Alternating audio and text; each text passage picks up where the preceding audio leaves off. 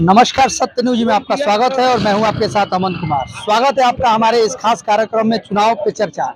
जी हां, हम बात कर रहे हैं लोकसभा 2024 की। जिस तरीके से आरा लोकसभा क्षेत्र में एक तरफ जहां एनडीए के प्रत्याशी ऊर्जा मंत्री सह आरा के प्रत्याशी जो है आर.के. सिंह हैं, वहीं दूसरी तरफ महागठबंधन के जो माले के विधायक थे तरारी से, वो कहीं ना कहीं इस बार सांसद प्रत्याशी के रूप में आरा लोकसभा से लड़ने का काम कर रहे हैं। यहाँ किसके बीच लड़ाई है और क्या क्या मुद्दा रहेगा इस बार, इस पे बातचीत करेंगे। और देखिए, बातचीत करने के लिए हम आरा शहर के कलेक्ट्रेट घाट पे मौजूद है, जहाँ पे सुबह से ही बहुत लोग यहाँ पे टहलने के लिए आते हैं, चाय पीने के लिए आते हैं और चुनाव पर चर्चा करते हैं।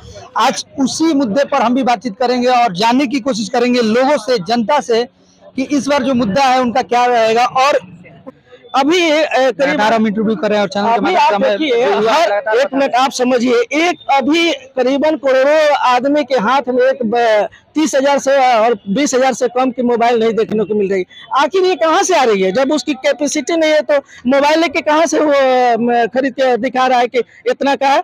अगर रोजगार होती तो मोबाइल नहीं लेता, फटे हाथ में चलता, उसके लिए मेहनत करता। आरा लोकसभा क्षेत्र की बात की जा रहा है, लोकसभा क्षेत्र में कितना विकास हुआ है और क्या क्या? आरा लोकसभा में बहुत सारा विकास हुआ है, हमने देखा है विकास का। देखिए, आप देखिए, सबसे बड़ा बात है कि मेडिकल के लिए मेडिकल अब हमारी सुविधा हो गई है, इंजीनियरिंग सुविधा हो गई है।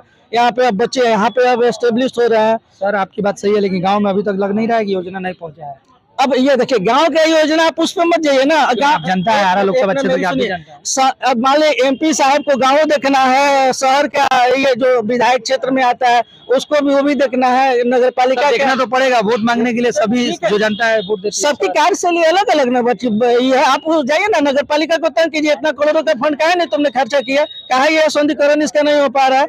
आप उसको ले जाके सब आर.के. सिंह को कहा जाता है कि सिंह को नहीं बोल रहे हैं सर। शुभ के ब्याह में कोई से कहा गया कि शुभ के ब्याह में खुरपी के गीत गावे वाला है। साहब हमेशा आर.के. सिंह जो कहे तो आर.के. सिंह होगे, तो ऐसा नहीं होता है। आप सबका कार्यशैली बटा हुआ। आप हमने बस इतना कहा कि ग्रामीण क्षेत्र के लोगों से हम लगातार बातचीत कर रहे हैं। ग्रामीण क्षेत्र में भी लोग नाराज है, कहीं ना कहीं थोड़ा बहुत नाराज है। लोगों की काम हुआ है, ऐसा नहीं है काम नहीं हुआ, काम हुआ है, लेकिन थोड़ा बहुत लोगों की नाराजगी कभी खत्म नहीं होगी। अगर उनको आर.के. सिंह बैठा के एगो टेंडर दे दे तो वो कहेंगे कि आर.के. सिंह बहुत अच्छा है। चलिए और लोगों से बातचीत करते हैं, आगे आपको कार्यक्रम का आगे बढ़ाते हैं। चाचा, आप बताइए, क्या कुछ कहिएगा? एक तरफ आर.के. सिंह है और एक तरफ सुदामा प्रसाद है। दोनों ही अपने अपने जगह पे ठीक है। अब जनता की मर्जी जिसे जीता है। आरा लोकसभा क्षेत्र में क्या कुछ विकास हुआ है? हाँ, विकास हमने पहले भी कहा कि आंशिक विकास हुआ है, संपूर्ण विकास नहीं हुआ है। बाकी है हाँ बिल्कुल, यहाँ पर उद्योग का स्थापना होना चाहिए था, कृषि के क्षेत्र में विकास होना, टेक्नोलॉजी पे डेवलपमेंट होना चाहिए था, वहाँ पैसे खर्च होने चाहिए थे किसानों को, है ना। सर ने कहा, आपके नज़र में बेरोजगारी है कि नहीं? क्यों नहीं है? सर ने कहा बेरोजगारी है। नहीं तो सर, बेरोजगारी को अब अपना निगाह से देख रहे हैं, हम अपने निगाह से देख रहे हैं। बेरोजगारी है। हाँ, कहाँ 10 गो फैक्ट्री खुल गया, कहाँ इंडस्ट्री खुल गया जिसमें कि नौकरी मिलना शुरू हो गया। आज बोकारो झरिया क्यों प्रसिद्ध है? क्योंकि वहाँ इंडस्ट्री है।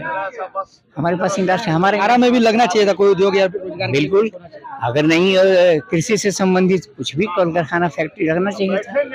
हाँ, जिसमें कि 100,000 मजदूर जाके शामिल हो, उसमें अपने घर चलाने का उसमें ये है।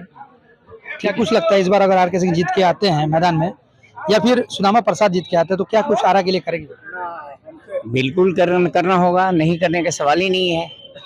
जनता के हाथ में सब कुछ है, ये जान लीजिएगा। ये पब्लिक है, सब जानती है। लकड़ी की हंडिया में खाना एक ही बार बनता है, दोबारा नहीं बनता है। अगर एक बार जीत के आप धोखाबाजी कीजिएगा तो दोबारा आप नहीं आ सकते हैं, कभी नहीं। ये बहुत बड़ी बात चाचा ने कहा है कि एक बार अगर आप धोखा दे दीजिएगा तो 5 साल ही दीजिएगा, 6ठे साल आपको जनता मौका नहीं देगी, है ना? नहीं, बिल्कुल नहीं देगी। क्या हम लोग इतना कमजोर हैं क्या कि हमारे ऊपर आप लात मारते जाइए और हम लात आपका बर्दाश्त करते जाएं? तो फिर प्रजातंत्र की परिभाषा क्या है? For the people, of the people and by the people. लेकिन आजकल तो ऐसा लगता है कि for the leaders, of the leaders and by the leaders होते हैं। हाँ, जनता का कोई क्या कहा? जनता कुछ नहीं, वो 5 साल तक मुख्य दर्शक है। जनता को एक चांस मिलता है अपना पावर दिखाने का, अब बाकी तो नेताओं को तो कई एक चांस मिलता है। लगता है कि जनता को सोच समझ के जागरूक होकर वोट देना चाहिए। बिल्कुल देना चाहिए। मैं तो एकदम अपील कर रहा हूँ सारे जनताओं से कि जनता अपने समस्याओं को समझे, आपस में मिल के रहे और इन नेताओं के चलते आपसी संबंध को ना खराब करे।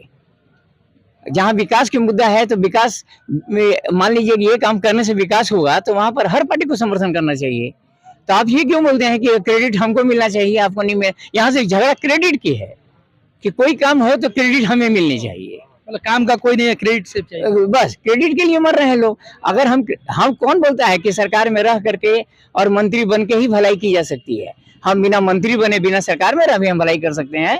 मान लीजिए चौतरा बनवाना है तो हम 4 आदमी से भीख मांगेंगे, चंदा मांगेंगे, हम बना सकते हैं कि नहीं बना सकते हैं?